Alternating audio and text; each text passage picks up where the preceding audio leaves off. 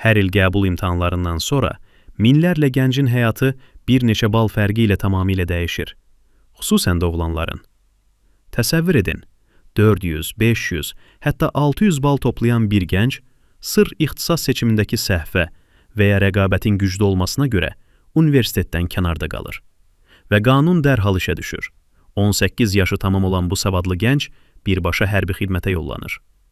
Problem hərbi xidmətin özündə deyil, problem gəncin 18 ay sonra qayıtdığı psixoloji vəziyyətdədir.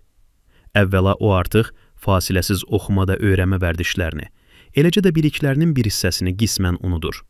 Yenidən təhsil prosesinə qatılmaq isə həm zaman, həm də münasib şərait tələb edir.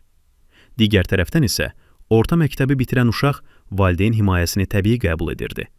Amma əskərlikdən qayıdan gənc artıq atasından repetitor pulu istəməyi qüruruna sığışdırmır. Valideynin maddi dəstəyi ilə oxumaq ona ağır gəlir. Nəticədə parlaq beyinlər təhsil sistemindən qoparaq sıravi əmək bazarına düşür.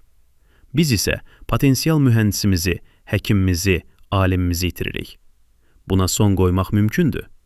Təklif edirik ki, yüksək nəticə göstərmiş gənclərə 1 illik möhlət hüququ tanınsın. Bu ordumuzu zəiflətməz. Əksinə, gələcəkdə ordumuza ali təhsilli, daha intellektual gənclərin getməsini təmin edər. Siz necə düşünürsünüz? Bu təklif qanunləşməlidirmi? Və sizcə, bu möhlət hüququ neçə baldan yuxarı nəticə göstərənlərə verilməlidir? 300, 400, yoxsa 500? Fikirlərinizi rəylərdə bildirin və bu mesajı paylaşın ki, səsimiz lazımi ünvanlara çatsın.